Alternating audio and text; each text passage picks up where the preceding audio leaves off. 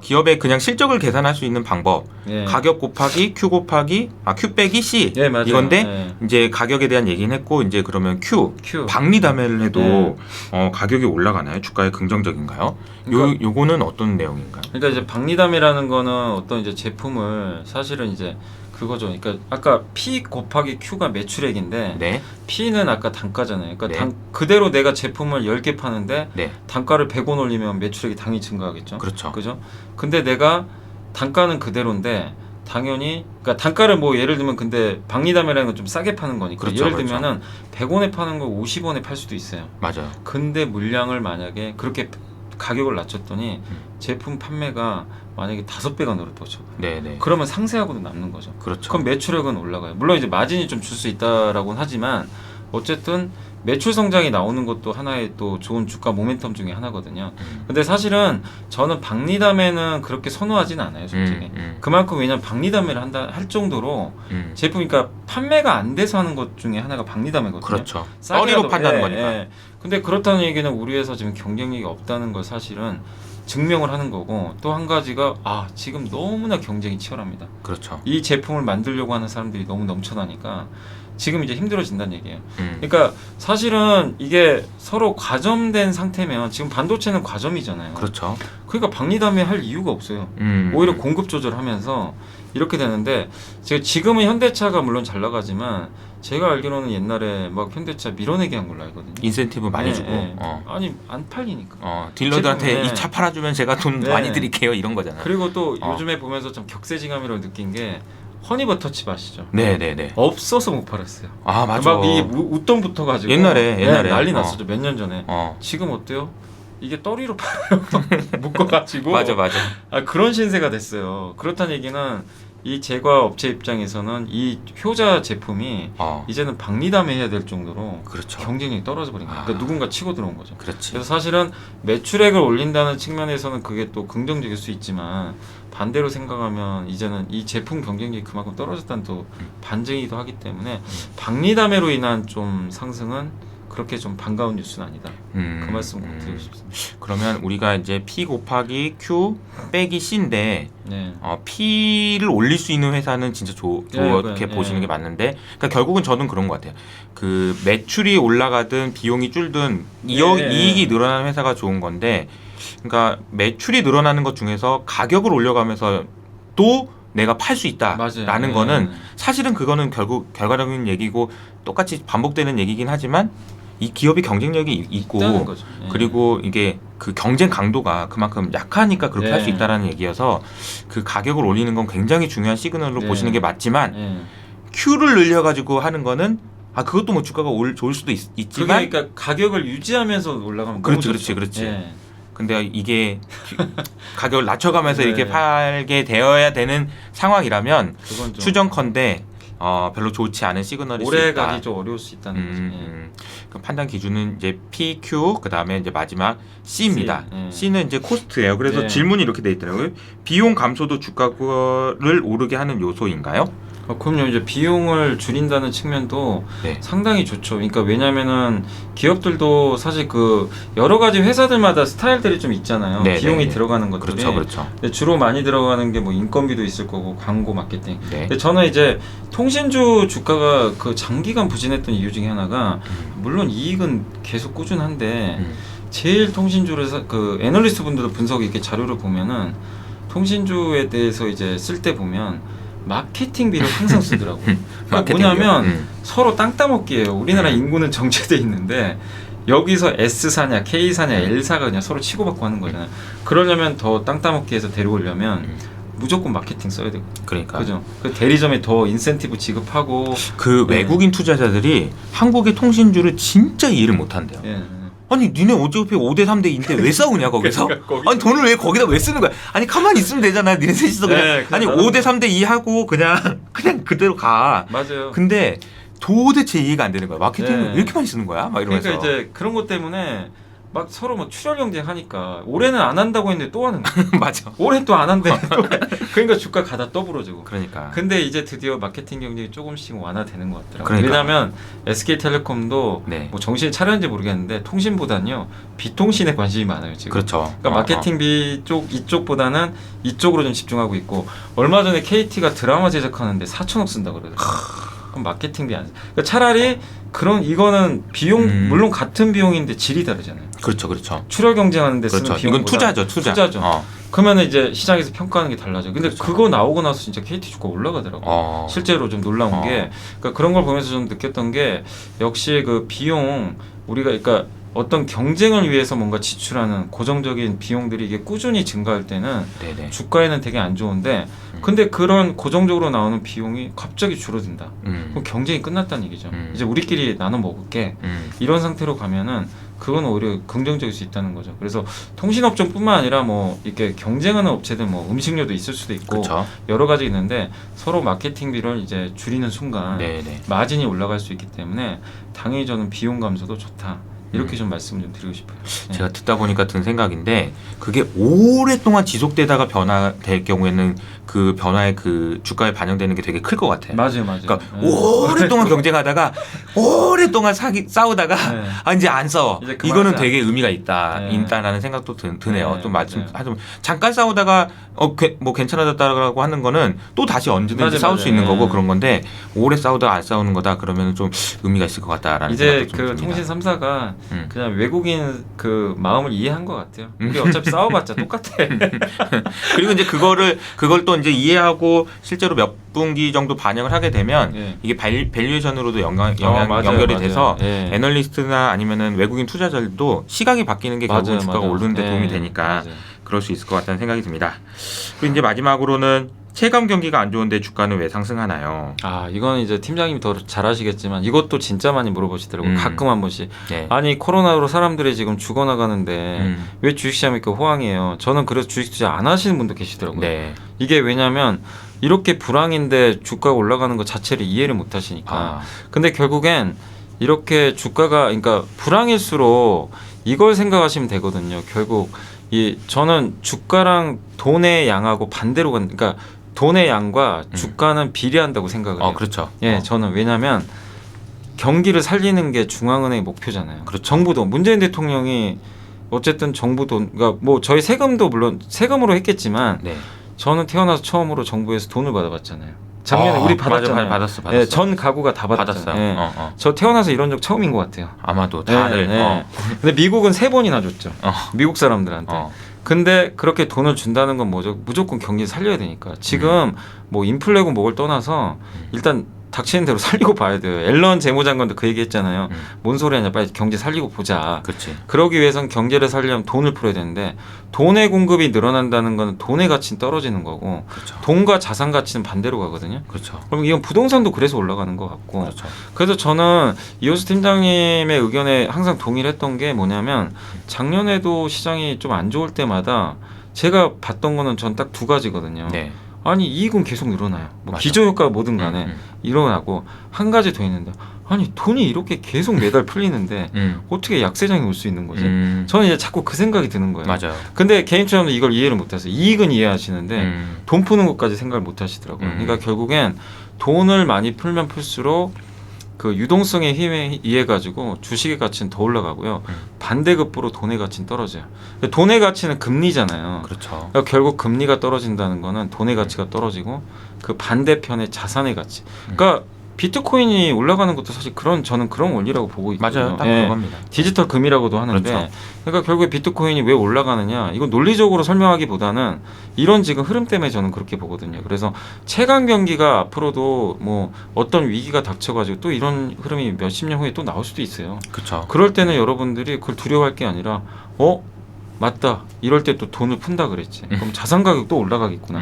그런 식으로 대응을 하시면 될 것 같아요. 지겨운데 지겨운 이 돈풀기가 언제 끝나냐. 그리고 이제 이게 많은 분들이 이제 곧 이거 버블이어서 곧 터진다 이런 얘기를 많이 하시는데 이게 터지기도 어려운 게 계속해서 유동성이 공급이 되면 지금도 여전히 ECB는 더 풀고 있거든요. 네, 맞아요. 그럼 ECB가 푸는 유로화는 돈 아니고 그럼 뭐 엔화만 뭐 달러만 돈이야? 이거 아니잖아. 아 그리고 요새 보니까 제가 요새 그 다른 증권사 보고서 보다 보니까 네. 녹색당이 요새 1등했다는 얘기가 돌더라고요. 그럼 녹색당은 재정에 굉장히 그 재정 확대를 주장하는 당이더라고요. 그 네. 독일 기민당보다. 네. 그럼 돈 더 풀 것 같아요. 유럽이 독일마저도. 이게 이제 이겨버리면 이게 이제 많은 투자자분들이나 기존에 이제 경제학을 공부하셨던 분들 입장에서는 쟤네들 인플레 오면 어떻게 하려고 저러냐. 그리고 이제 재정 정책 저렇게 많이 쓰면 안 된다라는 얘기를 많이 하시는데 한번 해보자. 될 때까지 되나 안 되나 한번 인플레 오나 안 오나 한번 가보자 이런 분위기로 지금 바뀌는 것 같아요. 그래서 저도 좀 조심스럽긴 하지만 MMT 얘기가 지금 이제 나오기 시작할 것 같아요. 하반기에. 그래서 이걸 지금 제가 공부하고 있는데 완전 또 딴 세상이더라고요. 이걸 지금 어떻게 하려고 그러나 걱정되기도 하고 그런데 어쨌든 체감 경기가 안 좋아도 주가가 좋을 수도 있다 이런 얘기를 해주셨습니다. 그러니까 요즘에 제가 받은 질문 중에 이런 거예요. 작년에 경기가 유럽은 안 좋았는데 좋아지잖아.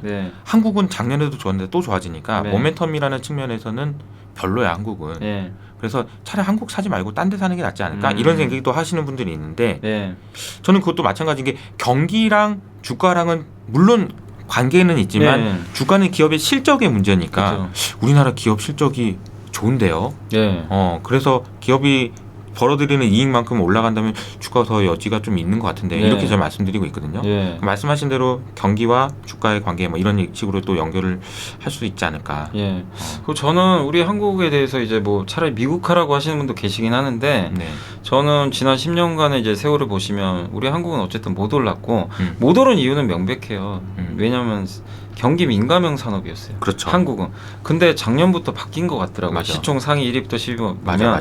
약간 나스닥형 기업으로 바뀌었는데 지금 주가를 결정하는 게 EPS 곱하기 PER이잖아요. EPS는 이익, 그 다음에 PER은 멀티플인데 당연히 이익은 올라가요. 근데 PER의 이제 배수에 따라서 증시의 레벨업이 되잖아요. 맞아요. 근데 옛날처럼 왜 10배, 12배만 줘야 되냐 이거예요. 15배, 16배. 아니 우리나라가 왜 아시아 평균보다 못한 거예요? 저는 그 이해가 안 가요.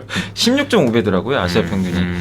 근데 한국의 산업 구조가 옛날 같으면 저도 그냥 12배 맞는 것 같습니다. 10배. 그렇죠. 근데 지금은 시크릿컬 산업이 비중이 많이 낮아지고 이제 성장형 기업들의 이 룸이 커졌기 때문에 전 당연히 그걸 반영한다면 PER도 15배 이상 주는 게 맞다고 보고 있기 때문에 한국 주식 투자하는 거 저는 여전히 좋다. 이렇게 생각하고 있습니다.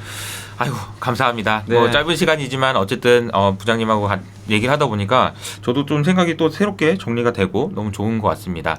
부장님 마지막으로 인사 한번 해주시고 마무리하는 걸로 하시죠. 그 이번에 이호수 팀장님 책이 나오셨다. 네네네. 제가 추천사 써드렸는데 써 감사합니다. 꼭 많이 써주시고 저도 꼭 한번 쳐 주실 거죠 한 권. 그럼요. 써서 바로 나오면은 찾아오겠습니다. 여기 방에. 알겠습니다. 책도 많이 구매해 주시고 또 이호석의 아카데미도 많이 시청해 주시면 감사하겠습니다. 감사합니다.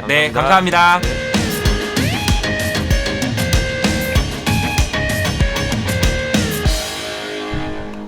네, 안녕하세요.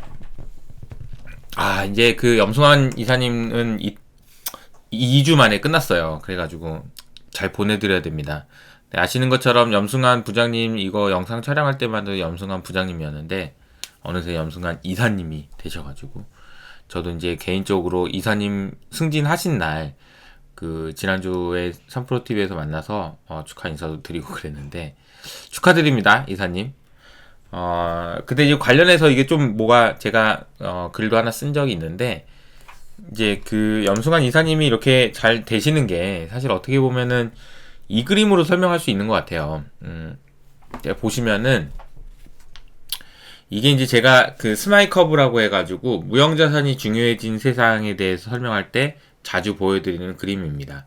다시 말하면 어떤 이제 물건을 만들 때요.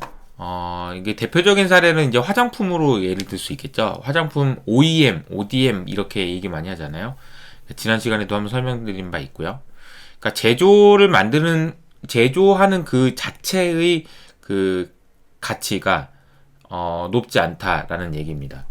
예를 들어서 1980년대만 해도 일본에서 이렇게 작고 예쁘게 이걸 MP3 이거 이렇게 작고 MP3 이렇게 어떻게 저렇게 잘 만들었냐 이런 그런 때 그때는 제조가 중요했죠. 근데 지금은 제조가 덜 중요합니다. 왜냐하면 그거 만드는 거는 누구나 다 할 수 있거든요. 그래서 부가가치가 실질적으로 부가가치가 형성되고 만들어지는 곳은 앞단과 뒷단, 그러니까 제조의 앞단, 그러니까 어떻게 만들까, 뭘 만들까, 브랜드를 어떻게 할까, 디자인은 어떻게 할까, 앞단이 중요하고 뒷단도 이걸 어떻게 유통하고 어떻게 마케팅한 다음에 서비스는 어떻게 할까 라는 쪽, 뒷단이 사실은 또 가치를 많이 만든다라는 건데요. 그런 것 같죠. 예를 들어서 화장품을 하나 만들어도 어떤 화장품을 만들까? 그냥 만드는 것 자체는 만들 수 있는 회사도 너무 많단 말이에요. 어떤 회사 브랜드를 만들고 어떤 식으로 해가지고 서비스는 어떻게 하고 AS는 어떻게 해서 고객의 만족도를 높여야 사람들이 이제 많이 사니까 이제 이런 식으로 이제 이해할 수 있다는 거죠. 이 말씀을 제가 장황하게 드리는 이유도 염승환 이사님이 이렇게 잘 되시는 것도 어떻게 보면 리서치가 하고 있는 저희 이제 애널리스트들이 하고 있는 지식의 리서치를 만드는 것 자체의 가치는 많이 좀 떨어지고 있는 게 아닌가. 이게 좀 씁쓸한 얘기예요.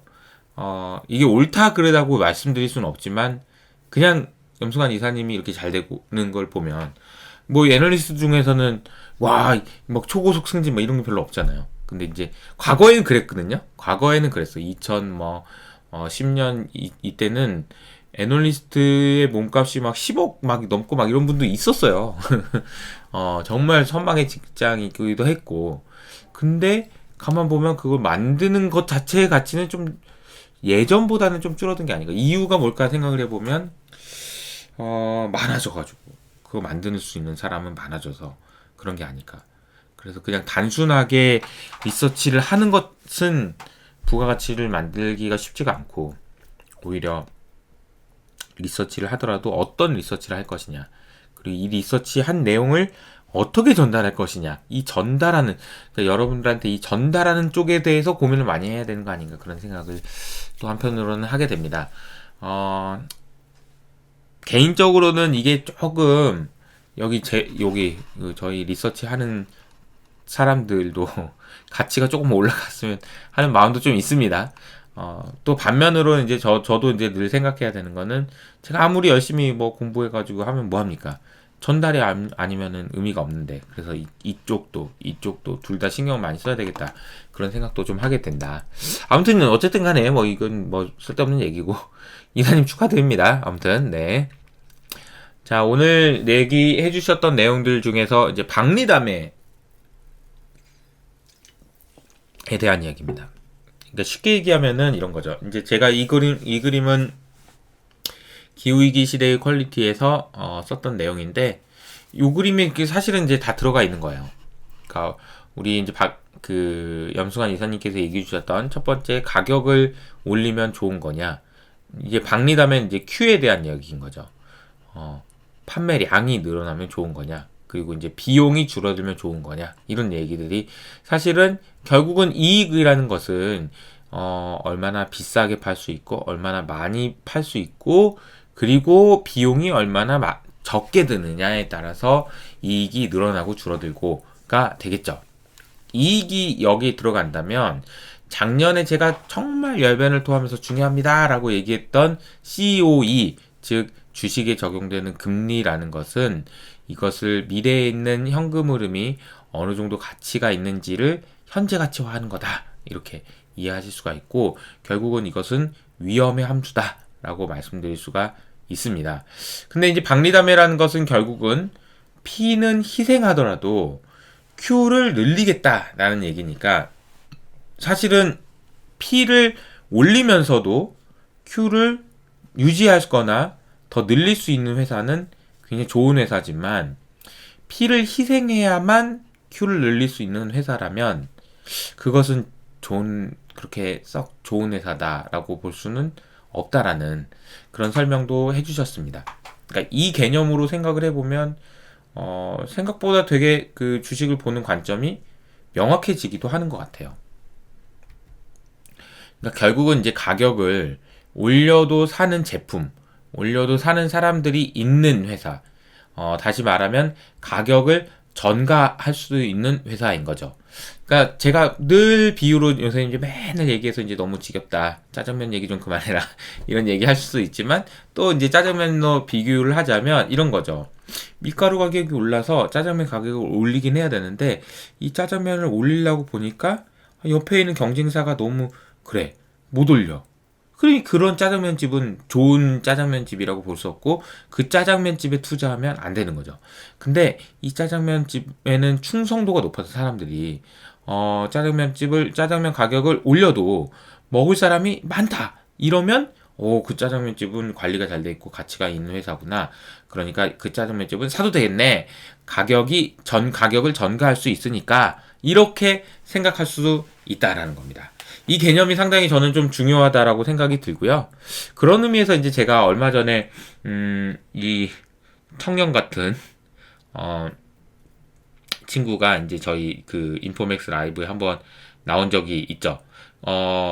여기서 이제 얘기했던 내용이 뭐였냐면은 빅히트 설명하면서 하이브가 BTS 앤 저스트 비버로 돈을 버는 방법은 이라는 제목으로 얘기를 했는데, 그러니까 빅히트, 과거에 이제 빅히트인지 지금은 하이브가 어떻게 돈을 벌 수 있냐라는 얘기를 하면서 이제 이 설명을 이렇게 해주셨어요.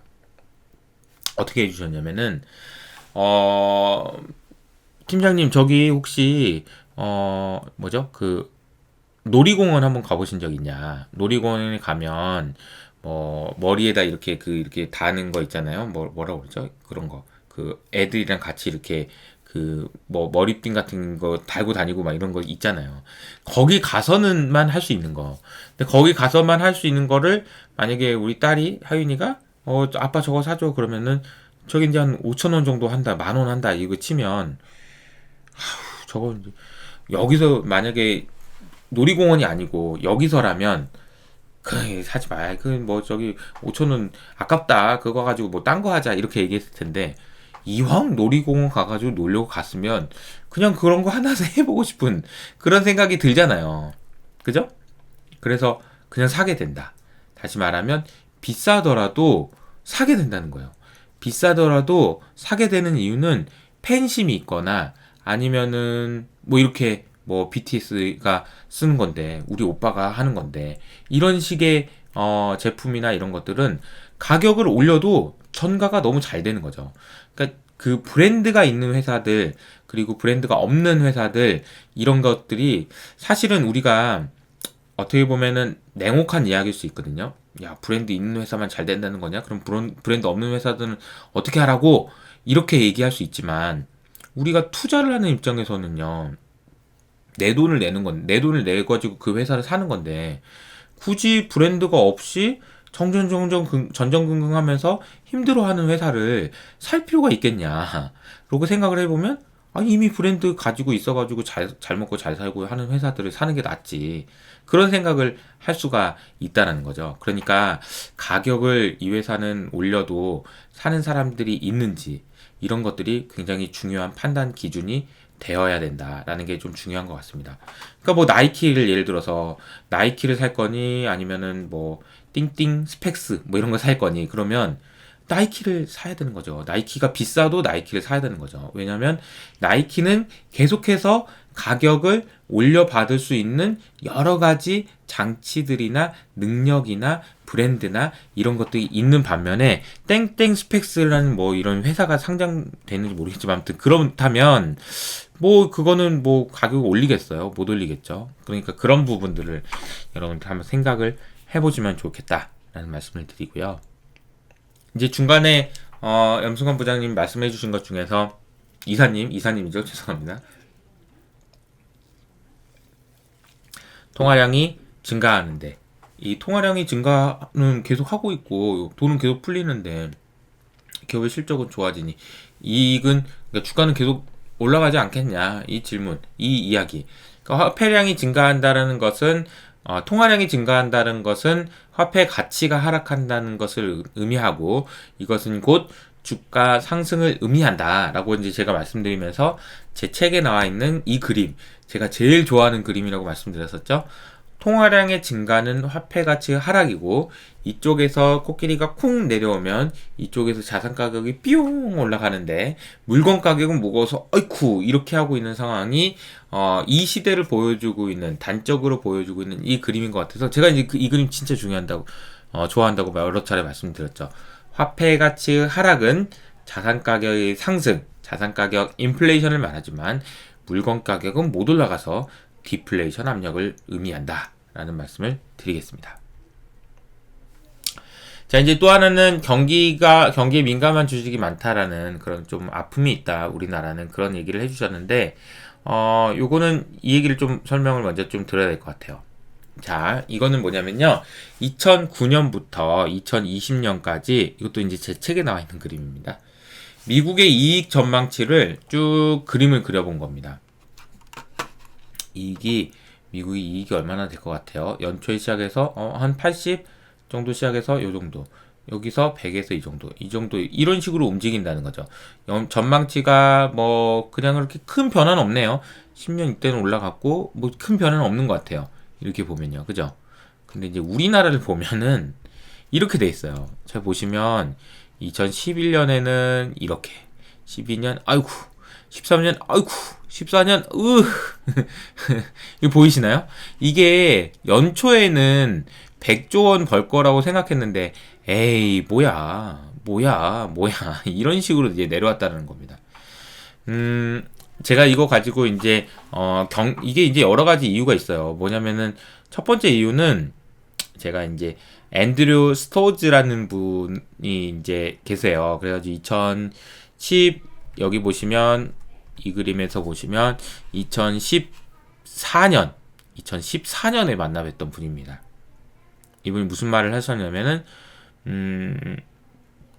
제가 이분 강의를 들은 적이 있는데 이분이 뭐라고 하셨냐면은 저는 한국에 와서 이거 얘기하는 게 되게 좀 기대가 많이 됐습니다. 왜냐하면 한국 사람들 진짜 낙관적인 것 같아요. 왜냐하면 이거 보세요. 자, 이 그림 한번 보세요. 2013년에 처음 시작할 때 120조를 볼 거라고 당신들이 했잖아요. 120조. 근데 계속 이렇게 내려가더라고. 그래서 야, 이렇게까지 내려가야 된다고? 제가 이제 그렇게 생각을 했거든요. 근데 13년에 마지막에 끝난 거 보니까 66조에 끝났어요. 세상에 120조 번다고 했던 나라가 66조로 끝났다고요. 근데 뭐 틀릴 수도 있죠. 근데 세상에 이렇게 틀려놓고 14년도 처음 시작할 때 14년에 얼마 벌 것 같아요? 라는 질문에 대해서 또 똑같이 120조를 벌 거라고 생각하고 있다니 이거는 도대체 얼마나 낙관적인 겁니까? 라는 질문을 해주셨는데 그 얘기는 뭐냐면은 되게 이분 이제 페이스북 친구예요, 제가. 그래서 페이스북에서 보면은 뭐 어머님이랑 같이 이제 태국에 살고 계신 것 같아요. 그래서 이분 되게 퀀트 베이스로 굉장히 지금도 리서치 활발하게 하고 계시는 것 같거든요. 근데 이제 이분한테 제가 그 말씀을 해주셔가지고 솔직히 좀 민망하기도 하고 뭐 부끄럽기도 하고 그렇더라고요. 뭐 내가 잘못한 것도 없는데 괜히 부끄러워. 그러니까 이제 이렇게 되는 이유는 뭐냐면 물론 이분이 말씀하신 것처럼 우리나라에 있는 애널리스트들이 너무 과도하게 낙관 편향이 있었기 때문에 그래도 야 처음에 이제 120조 번다고 그랬는데 66조로 끝났지만 그래도 올해 또 다시 120조 벌겠지라고 그렇게 생각하는 그런 낙관 편향이 있었던 것도 분명하지만 또 한 가지 어려움이 있는 거는 우리나라에 있는 주식들이 해외 경기에 따라서 굉장히 민감한 주식이 많다라는 것이 좀 단점으로 해석이 되곤 합니다. 그 부분도 있다라는 점은 생각을 하셔야 될 것 같아요. 그래서 제가 이제 그때 한번 이분한테 직접 제가 뭐라고 말하고 써서 보낸 적이 있어요. 2016년에. 제가 이제 뭐라고 했냐면 너의 코멘트가 굉장히 인상적이었고 네가 그렇게 말하니까 우리나라의 옵티미즘에 대해서 좀 쉐임하게 했다. 부끄러웠다. 근데 이제 내가 하나 질문이 있는데 다음 주부터 우리나라 그 어닝 시즌 시작되거든? 근데 이번에는 좀 달라질 것 같은데 다른 나라에 비해서 우리나라 이익 되게 좋아. 여기 이제 빨간색 이게 체크해놓고 우리나라 좋아. 딴 나라 안 좋은데 이렇게 이제 제가 선생님한테 제가 그 뭐지 페이스북 메신저로 보낸 적이 있습니다. 답장이 오긴 왔어요. 그래 그럴 수도 있겠네 뭐 이렇게 그냥 아 진짜 아무튼 그런 적도 있었다. 그만큼 우리나라의 이익에 대해서는 해외 투자자들은 별로 신뢰가 많진 않아요. 그거는 좀 감안하시면 좋겠다. 근데 PER을 우리가 생각을 하면은 PER은 뭐죠? 주식의 가치, 주가를 실적으로 나눈 거죠. 그 실적은 올해의 실적이 아니고 내년에 얼마를 벌 것 같은지에 대한 실적이에요. 그래서 내년에 얼마를 벌 것 같은지를 분모로 나누는 거죠.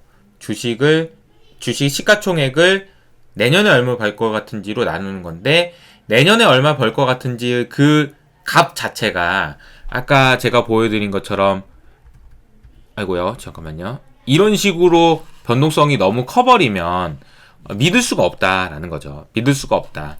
그래서 이게 너무 큰 것으로 과대 계산되어 있을 경우에는 이게 너무 낮게 평가되는 것처럼 보일 수 있다. 다시 말하면 아니 실제로 버는 돈은 60조밖에 안 되는 애가 120조 버는 거라고 추정해놓고 나는 싼데 왜 이렇게 싸요? 그러면은 해외 투자자들이 믿겠냐는 거죠. 그래서 사실은 올해 우리나라의 이익이 이렇게 많이 나오고 있는 것도 어떻게 보면은 해외 투자자들이 이해도 안 되고 모르겠는데 이런 스탠스를 가지고 있을 수도 있겠다라는 생각을 좀 하게 됩니다. 그래서 물론 뭐 어떻게 보면은 야 우리 왜 이렇게 안 사? 뭐 그렇게 생각할 수도 있지만 만약에 실적이 계속해서 잘 나오게 되면 해외 투자자들이 결국에는 들어올 수밖에 없다. 라는 생각을 가지고 있고요. 시간은 좀 걸릴 것 같습니다. 뭐 그런 생각이 좀 듭니다. 염승환 부장님이 아니고 염승환 이사님 저희 보면 요즘에 이제 한 분 한 분씩 이제 인사를 해야 돼요. 이효석 아카데미 시즌2의 첫 번째 홍춘욱 박사님 그리고 안금호 편집장님 그리고 이제 염승환 이사님 그리고 이제 오용태 이사님도 이번 주가 마지막입니다. 그 내용들 이제 한 분씩 보내드리면서 주말마다 한 번씩 이렇게 모아서도 영상을 올려드릴 테니까 다시 한번 복습하시고 그러면서 이렇게 좀 진행하시면 좋을 것 같다라는 생각이 듭니다. 염승환 이사님 승진 축하드리고 나와주셔서 감사드립니다. 다음에 또 오세요. 네, 염승환 부장 이사님께서 말씀해 주셨던 P, Q, C 그리고 어떤 그 주식의 속성, 선반영이라는 속성 등등등 여러가지 많이 이해하셨을 거라고 생각하고 투자하시는데 도움을 얻으셨길 바랍니다. 오늘 여기까지 하도록 할게요. 감사합니다.